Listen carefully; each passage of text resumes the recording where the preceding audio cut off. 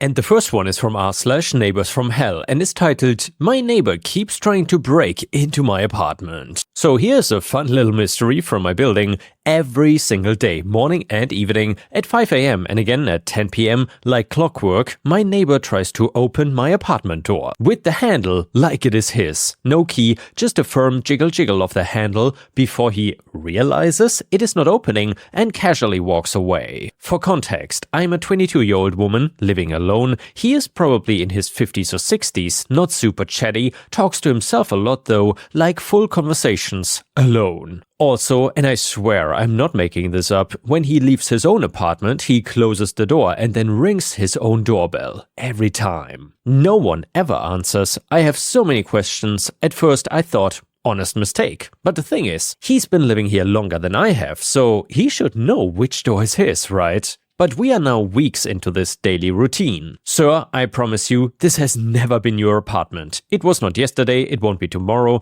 and yet he persists. Like maybe one day the stars will align and suddenly the door will open and he will walk into a parallel universe or something. I've decided to slip a polite little note into his mailbox, something friendly but clear, just to say, hey, please stop trying to open my door, thanks. Maybe that'll be the end of it, or maybe he will just start knocking for good measure. Who knows? I'm considering leaving a note on the door, a sign, something like, still not your door, champ. Or just embrace the chaos and start waving through the peephole every time he tries. Has this happened to anyone else? Am I staring in someone's confused sitcom without knowing? And yeah guys, let me know in the comments how you would handle this. I gotta say, OP is maybe handling this with too much humor. If I would be a young woman in my 20s, I would be way more creeped out by this and worried. This guy kind of sounds insane, but then again, I've never dealt with a situation like this, so maybe in some countries this is common? I'm not sure. Either way, let me know what you think in the comments, and while you're at it, please don't forget to like the video if you want to help me fight back against this stupid YouTube algorithm. A user in the comments said, this all sounds like OCD. It could possibly be mixed with dementia, the forgetfulness of which door is which,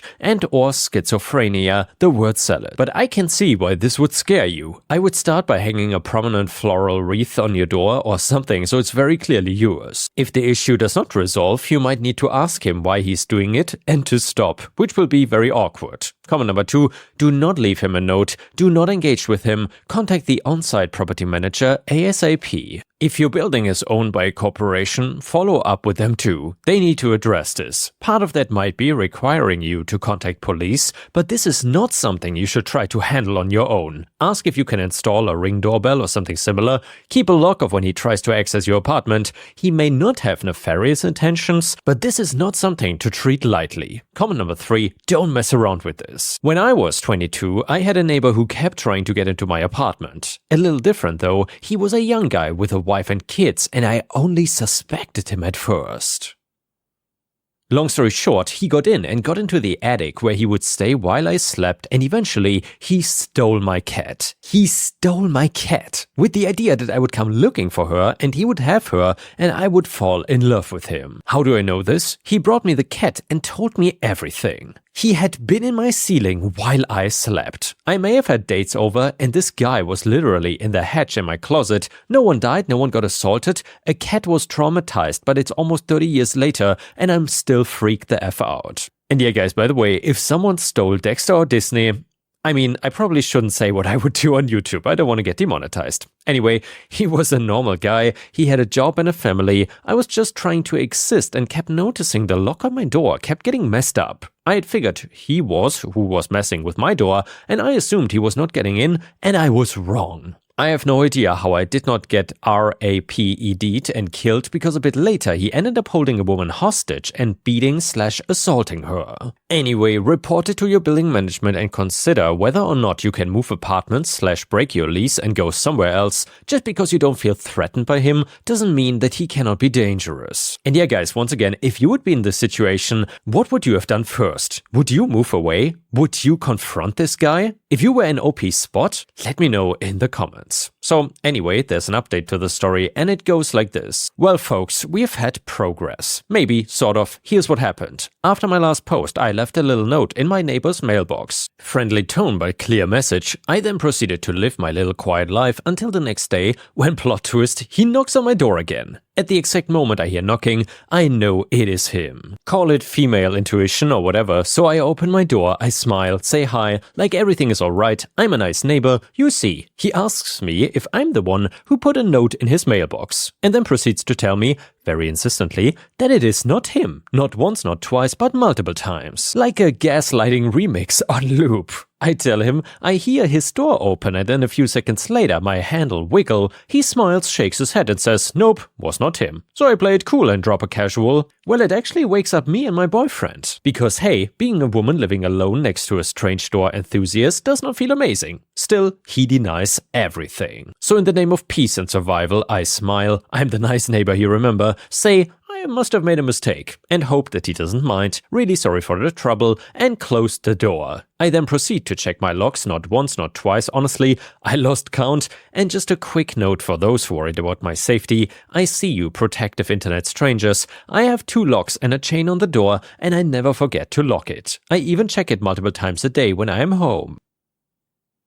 We are staying safe and paranoid, the ultimate combo. Now here's the fun part though. This morning for the first time in ages, no door handle rattle, which strongly suggests, yeah, it was him. Surprised though, I'm really not. A miracle? Or maybe he really walked into a parallel universe. But my bet is, he just realized I knew what he was doing, but because there's always one, you know, around 4 AM, I heard him open and close his door, twice, like full door theatrics, open, close, lock, and repeat. And this is not quietly, not once, but twice. So while he's no longer touching my door, for now, let's make a bet how long it will last, I'm taking guesses, he's still apparently living out some kind of nocturnal hallway ritual. Don't ask me why. The hallway spirits maybe, or OCD as many of you suggested. So yeah, we are celebrating small wins. And now small update to the story. For the past few months my door gets to rest in peace, let's hope it stays that way, and let's all repeat it together. Some doors are not yours, buddy. And yeah guys, let's hope OP never has to deal with that truly crazy neighbor again. And the next one is a brand new, absolutely amazing nuclear revenge story that you don't want to miss. My longtime boss betrayed me,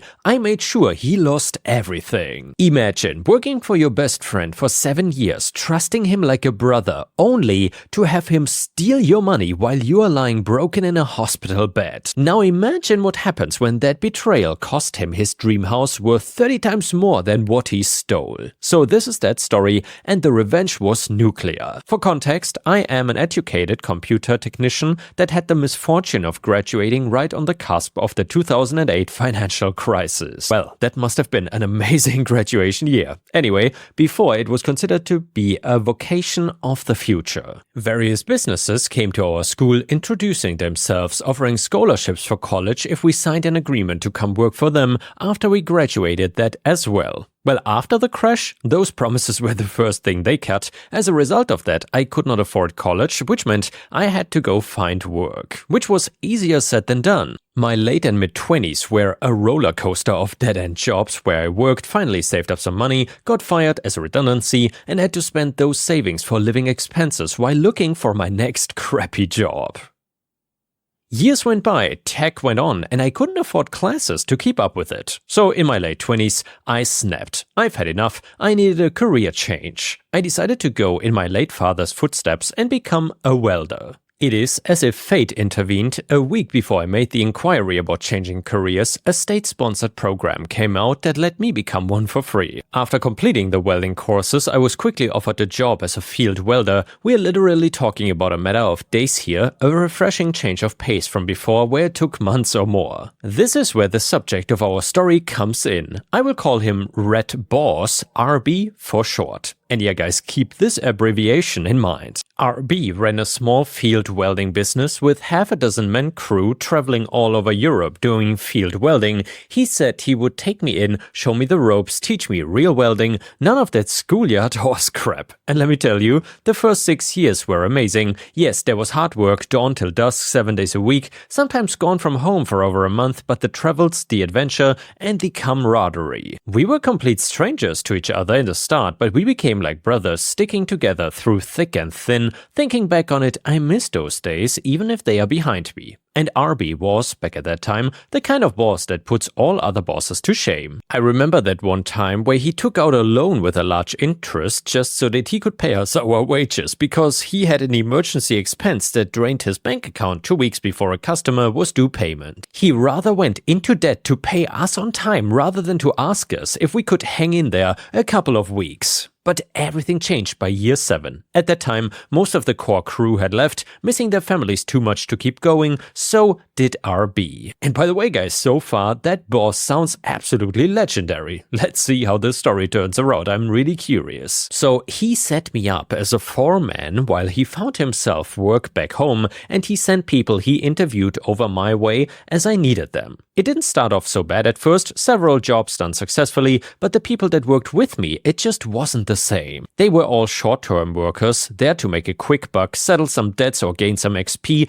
to find better paid work back home, but then the pandemic struck and I had to sit it out. It was not a big deal for me since I was used to having cash reserves for rainy days from my teen years, but what came after is where things started to go seriously wrong. Nobody decent wanted to work abroad anymore, so the people that came to work with me were those that RB might have proverbially fished out of the sewers. Drunkards, thieves, drug addicts, destitutes, the kinds with nothing to lose and no will to do a good job. It all went downhill rather quickly. As the foreman, I made sure the job got done regardless and that the work was signed off so the bill would get sent and wages paid. But there were constant incidents outside of work, incidents unique to the demographic that worked with me. To top it all off, wages started coming late, travel costs were being refunded, and Red Boss started doing some creative accounting when it came to the differences between everyone's net and gross wages. Well, it all came to a boiling point when I received a phone call at 3 a.m. on the night I was supposed to drive the boys back home in the morning. A customer called and one of the boys had been arrested for drunken, disorderly conduct. He didn't have ID on him, only the workplace identity card, so they phoned our customer in the middle of the night to help identify the foreman of that animal, so yeah, I got called to pick him up. I ate a lot of crap that day. When I came back home, I had a good long sit down with Red Boss, told him I was done with that BS and that it was time to settle accounts. He sort of half-heartedly apologized, also admitted that he was having problems with his wife, which co-ran the business, and was fighting with him over how the money was being spent. At that point, he owed me around a year's worth of travel expenses, and if you take into account that I traveled at least 2,000 miles monthly, that is a substantial sum of money. He apologetically asked me to wait a bit on that money because his wife is cock-blocking him on any major expenditures. He also asked me to stay on with his for just a few months on minimum wage, just until he can put a decent crew together. The idiot that I was accepted his proposal. There was no reason not to trust him. After all, we have known each other for almost 7 years at the time. I didn't think it was unreasonable to give him time to fix this. But I did have one condition though. I needed half the money he owed me by the end of September because I'm having some work done on my house. He said that shouldn't be a problem this far in advance. I said okay, we have a deal, but I remained suspicious. A couple months went by. I worked for RB locally on minimum wage, except the problem is that even that wage came in late. My hackles were raised at this point. I was concerned that I would have to postpone work on my house, work for which craftsmen are so hard to come by. You have to pay a deposit to prove that you are serious about needing that work done. In the beginning of September, on the month his partial debt repayment was due, I confronted him again. He assured me that paying half what he owed me for travel costs wouldn't be a problem and that he's got the cash ready. As we parted ways and I went home, he gave me the fakest smile I've ever seen in my life. I stared him down. I gave him this kind of look that even a dumbass would recognize as having "I'm not fooling around anymore" written all over it. RB lost that fake smile of his almost immediately and I said goodbye, got into my car and drove home. That weekend, RB sent me a way message about how he's gotten a crew lined up and that he's going abroad to talk with a potential customer to get his foot back into the fieldwork door. Alarm bells started instantly ringing. He's going to avoid me for the date he was due to pay half his debt. He's going to screw me over. He was going to screw me over. This idiot. after everything we've been through together. At that point, I decided if the money does not come in due date, a 30-day resignation notice is gonna wait for him when he gets back, filed on the exact day he was supposed to pay. But the thing is, when something has you this riled up, such as Arby's probable betrayal, you kind of have a hard time focusing at work. So I slipped on a ramp. And well, it didn't just sprain my ankle or tore a ligament, I downright destroyed it, about a week before his debt payment was due.